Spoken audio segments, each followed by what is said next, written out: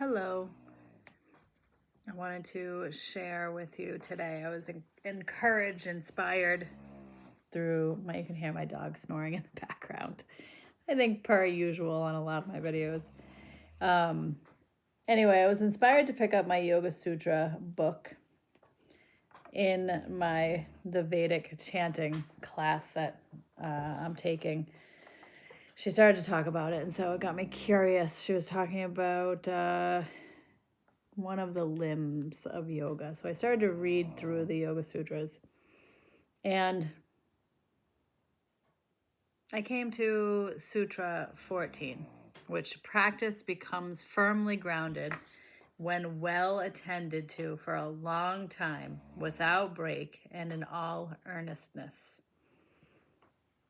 And then Swami Satchidananda says the first qualification for the practice is that it should be done for a long time.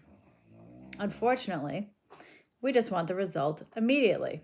If I ask you to repeat a mantra and tell you that you will become more peaceful and realize beautiful things within, you will go back home, repeat it for 3 days, and then call me. I've repeated it for 3 days, but nothing happened. Maybe this is not a suitable mantra for me. Can you give me a different one? See? So Patanjali says for a long time. He doesn't say how long. And then it should be without break. I often hear, I've been practicing yoga for the past 10 years, but I'm still the same. How often? Off and on. So it must be continuous practice also. And the last qualification is in all earnestness. That means with full attention, with the entire application of your mind, and with full faith in your achievement. Even when you want something or somebody on the worldly level, you will be after it day and night. You don't sleep, you don't even eat, you're always at it. If this quality is necessary to achieve even worldly success, how much more so for success in yoga? So let us not be like little children who sow a seed today and dig it up tomorrow to see how much the root went down. We need all these three qualities: patience, devotion, and faith. Patience, devotion, and faith. This reminds me of a small story in the Hindu scriptures, in the Deva Loka, or the heavenly plane, where the divine beings live. There is a great Maharishi sage named Narada.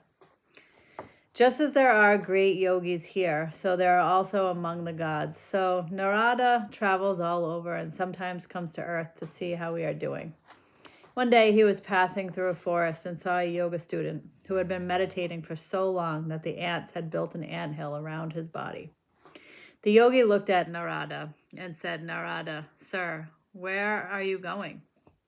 "To heaven, to Lord Shiva's place." "Oh, could you please do something for me there?" "Sure, what can I do?" "Could you find out from the Lord for how many more births I must meditate? I've been sitting here for quite a long time, so please find out." "Sure."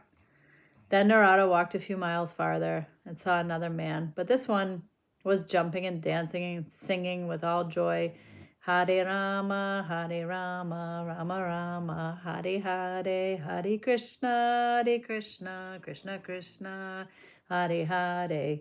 When he saw Narada, he said, "Hi, Narada, where are you going?" "To heaven."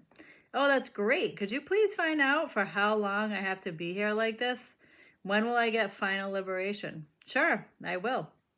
So after many years, Narada happened by the same route again and saw the first man. The yogi recognized Narada. "Narada, I haven't had any answer from you. Did you go to heaven? What did the Lord say?" "I asked, but the Lord said you have to take another 4 births. "Another 4 births? Haven't I waited long enough?" He started shouting and lamenting. Narada walked further and saw the second man still singing and dancing. "Hi, Narada, what happened? Did you get some news for me?" "Yes." "Well, tell me. Do you see that tree there?" "Sure." "Can you count the leaves on it?" "Sure. I have the patience to do it." Do you want me to count them right away?" No. You can take your time to count." "But what has that got to do with my question?" "Well, Lord Shiva says you will have to take as many births as the number of leaves on that tree." "Oh, is that all? So at least it's a limited number then. Now I know where it ends. That's fine. I can quickly finish it off. Thank God that he didn't say the leaves of the entire forest. Just then, a beautiful pelican came down from heaven, and the driver said to the second man, "Come on, would you mind getting in? Lord Shiva has sent for you." "I'm going to heaven now?" "Yes. But just now Narada said I have to take so many more births first." "Yes, but it seems that you are ready and willing to do that, so why should you wait? Come on." "And what about the other man?" "He's not ready. He's not even ready to wait for more births. Let him wait and work more." This is not a mere story. You can easily see the truth behind it. If you are that patient, your mind is more settled, and what you do will be more perfect. If you are unsettled and anxious to get the results, you are already disturbed.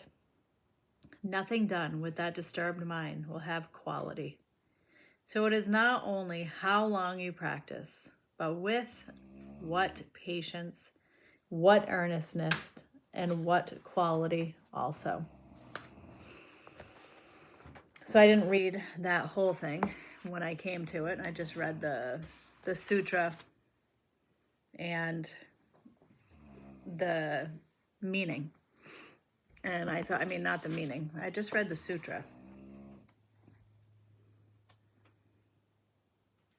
Yeah, practice becomes firmly grounded when well attended to for a long time without break and in all earnestness. I guess I read the first paragraph and I didn't read the whole story. And that story is told through many different lenses. Well, that's not true either. I've heard it told in the lens of Buddhism. So yoga and Buddhism, to say the story of the people practicing. How many more lives do I have to do this? Well, a lot more if you're feeling that disturbed. So it's so interesting too, coming across messages like that, right? Yeah, such a good lesson to just enjoy. We're here to practice. We're here to practice for sure. I'm sorry for all the dings. I didn't put my phone on Do Not Disturb. We're here to practice. We're here to do continuous practice. We're here to get together in satsang, our spiritual communities. We're here to awaken to the true nature of reality. We're here to enjoy life, to get curious, right? To not